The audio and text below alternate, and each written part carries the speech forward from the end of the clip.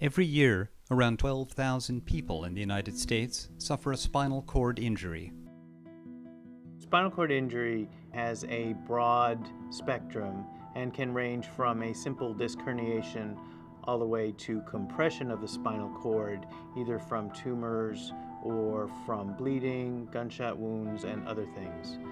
When a person sustains a spinal cord injury, their life is drastically changed. Things that they were able to do prior to their injury, they're no longer able to do, or they need assistance with doing it. They now have to catheterize, they have to use suppositories. In the very beginning, they need assistance with dressing, getting in and out of bed. It's a whole new education for both the patient and the family. An individual with spinal cord injury can have lots of different kinds of pain. Because they've had a spinal cord injury, clearly, there's injury to the nervous system, and it can create what's termed neuropathic pain. But there are other types of pain that people with spinal cord injury often have, and they can be a result of overuse syndromes, like in shoulder pain, for example. If you use your wheelchair a lot and you're doing repeated motions, it can cause shoulder pain. There's also a lot of transferring from your wheelchair to the car or to your bed, and that creates a lot of pressure on your shoulder joints. In addition, shoulder pressure and pain can result from incorrect techniques for propelling the wheelchair. When a patient is now wheelchair bound, they're using their shoulders in a completely different way than whenever they're getting in and out of a vehicle. And a lot of them do eventually learn how to drive with hand controls. They have to now put their wheelchair into the car. Some of them take it apart, they take the wheels off the chair, and the chair folds up. And that puts a lot of strain on the shoulders that they never had before. Up to 78% of spinal cord injury patients using hand-propelled wheelchairs experience shoulder pain. The pain can really affect their quality of life. For Miami resident Mario Moran, the shoulder pain was debilitating. I was one of those that at the time had a very difficult pain in my shoulder. I couldn't sleep. If I wake up in the middle of the night to shift weights, it was just unbelievably painful. Pushing myself, taking the wheelchair in and out of my car was painful. Even shooting the basketball at the time was unbelievably painful. Moran is a patient with the South Florida Spinal Cord Injury Model System, which is funded by the National Institute on Disability and Rehabilitation Research. The South Florida Spinal Cord Injury Model System is based at the University of Miami and Jackson Memorial Hospital. Every year we take care of a large number of spinal cord injury patients. We have clinical services, we have research services, which I'm a major part of, and we have dissemination services. We provide education and other resources that are available to people with spinal cord injury and their caregivers and loved ones. The Spinal Cord Injury Model System provides comprehensive care to patients with acute spinal cord injury through rehab and all the way into the community and lifelong follow-up. One of the aspects of providing comprehensive care that all the systems do is we collect data. We collect data on every new injured patient who consents to be in the model system and who goes through our comprehensive inpatient rehabilitation. In addition to collecting data, the South Florida Spinal Cord Injury Model System conducts research studies. One of them is following patients for a year after their injury. The goal of this longitudinal study is to identify which patients are headed for shoulder pain and pathology. We're trying to detect whether or not we can see pathology that would be predictive of having pain, because most of the patients are not having shoulder pain right after their injury in the first few months. Ricardo Boza has volunteered for this study. Well, I was heading home to go help my mom move, and on the way home, a block away, a car went to make a left turn, oncoming traffic, and I guess he saw the car next to me and didn't see me in my lane, and he just stopped in the middle of the street to let the car pass, and I ran directly into him, going about 40 miles per hour. I received paralysis from the chest down. So in our longitudinal study of spinal cord injury, the things we're trying to see here is what is the natural history of the shoulders in persons who suddenly are faced with having to use a wheelchair. after a spinal cord injury. A researcher with the South Florida Spinal Cord Injury Model System, Dr. Elizabeth Felix is a psychologist specializing in the study of pain. My role in the study is to make sure that we're measuring pain accurately and reliably in our patients so that we can see if there are any changes and be able to document them. Pain is a subjective phenomenon. So people will view the same kind of stimulus in different ways. So I might report it as very painful and you might report it as less painful. Just because a phenomenon is subjective, it doesn't mean that you can't measure it objectively. So there are a number of tools that you can use to measure pain. One of the very simplest ones is to ask a person to rate it on a scale from 0 to 10, where 0 is no pain and 10 is the most intense pain imaginable.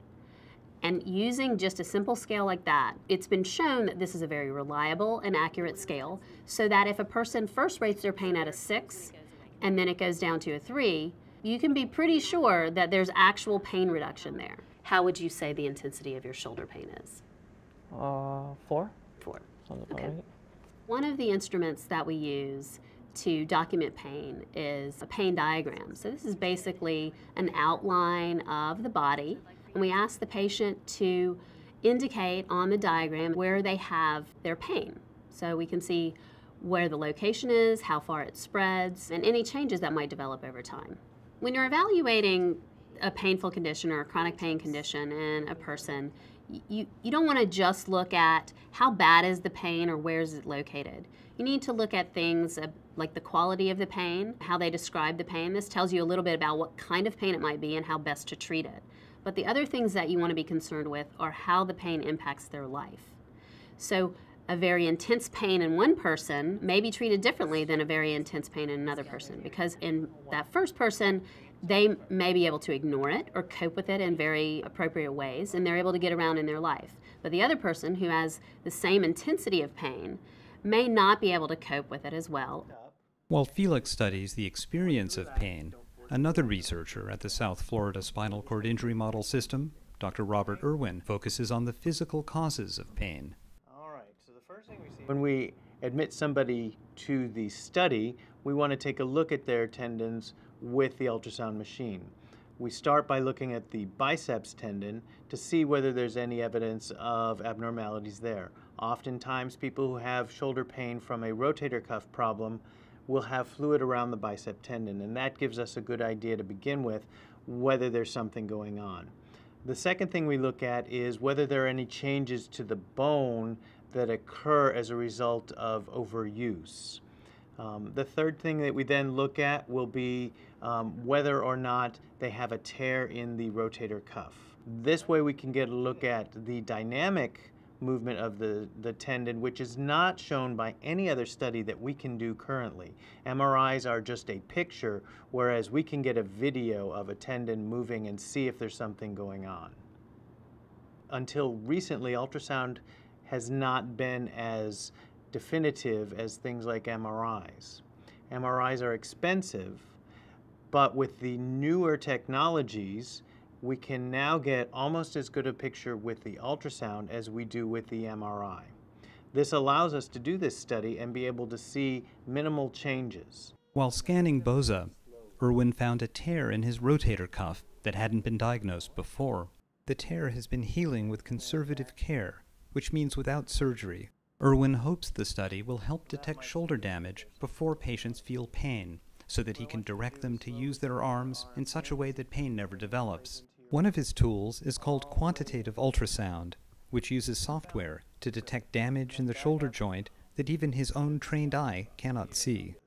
When we take a picture of our tendons in the ultrasound machine, we then put it through a program on the computer.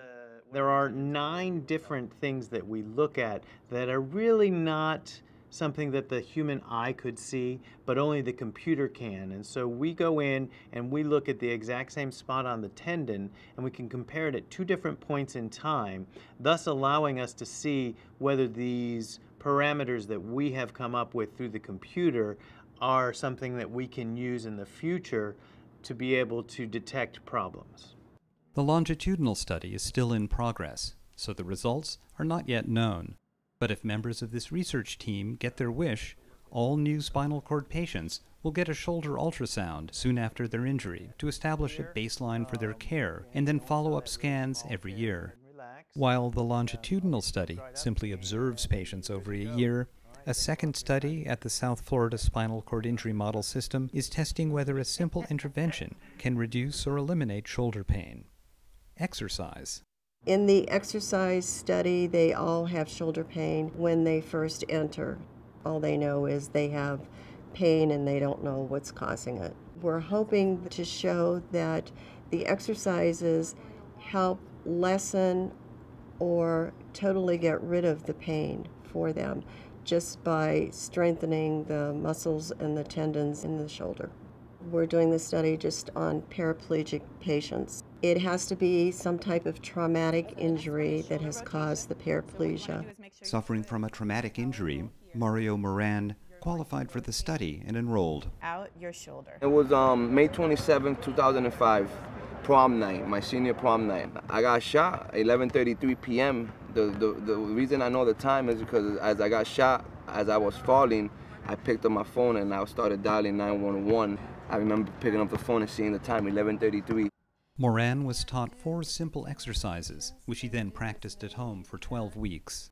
Although the study is ongoing and results haven't been announced, Moran's personal impression is that the exercises helped his pain. I felt better when after I did, I felt a better stretch.